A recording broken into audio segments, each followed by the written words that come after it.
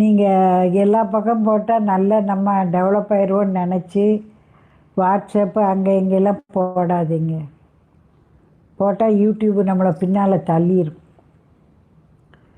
யூடியூபே தான் 10 நாளுக்கு அப்புறம்தான் நம்ம வீடியோவை யாருக்கும் ஷேர் பண்ணணும்.